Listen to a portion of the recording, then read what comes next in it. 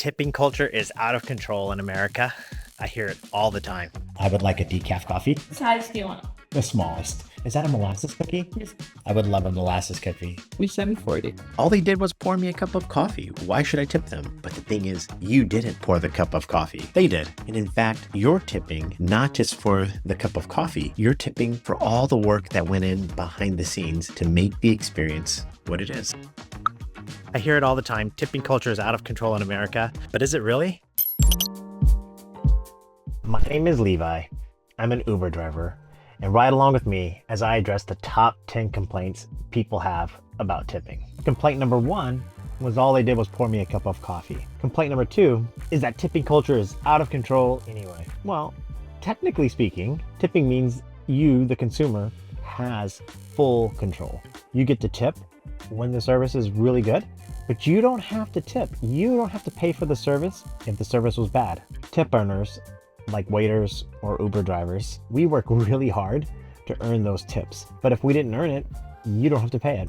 Complaint number 3, in Europe, you don't have to tip. And that's true, by the way. In Europe, or maybe Asia, other countries, tipping just isn't a thing. But we're in America, and tipping is a thing. If you choose not to tip, then you're actually making a decision to have the lowest paid person get paid even less. Complaint number 4 is, why do I have to pay your wage? And I kind of get that. Technically speaking, the consumer's paying the wage no matter what. We're just talking about it as a form of a tip. However, if you want to tip through the price of the product as opposed to the service, that price of that product will have to increase. And it's not just going to be a dollar for dollar exchange.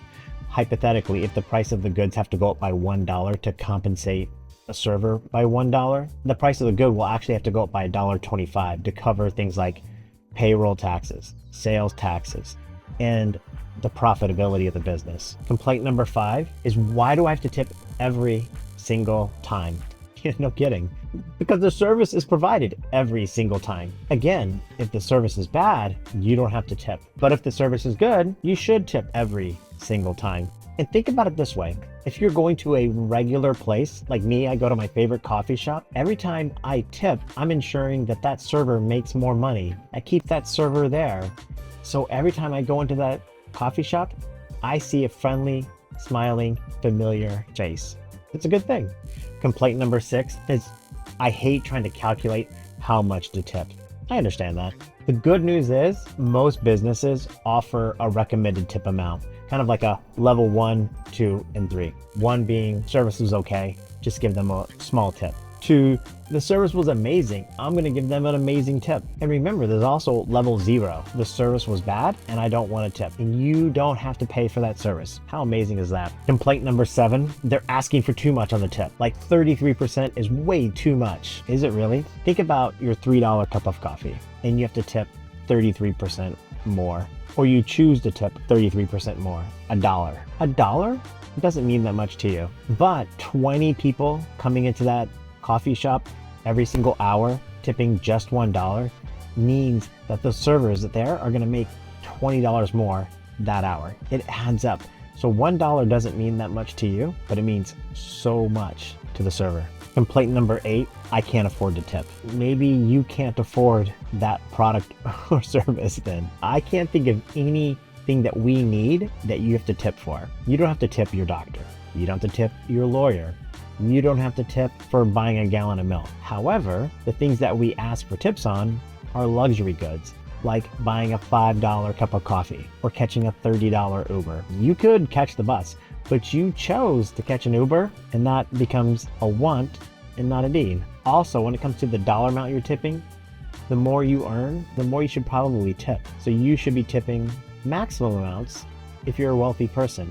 And the reason why is that you're actually helping fund that service or that good for lower income people who can't tip as much as you. So looking at that level 1, 2, and 3, if you're wealthy, you should be leaning into that 3, especially if the service was really good. Complaint number 9, hey, I feel guilted into tipping, and I don't like that. You know, I totally get that. I totally understand. But that's kind of on you for feeling guilted. Nobody's trying to guilt you into tipping. We're just trying to provide you excellent service to earn a tip. So if you're tipping because you feel guilted, I recommend you maybe rethink the way you're looking at it. Instead of feeling guilted, maybe you can feel, hey, this is an act of kindness. It's kind of like giving a gift is better than receiving a gift. Complaint number 10, I hate pre-tipping, tipping before the service. Yeah, I understand that. But instead of thinking of it as just a tip, you're actually bidding to get that service, especially for things like DoorDash or Uber Eats. When you tip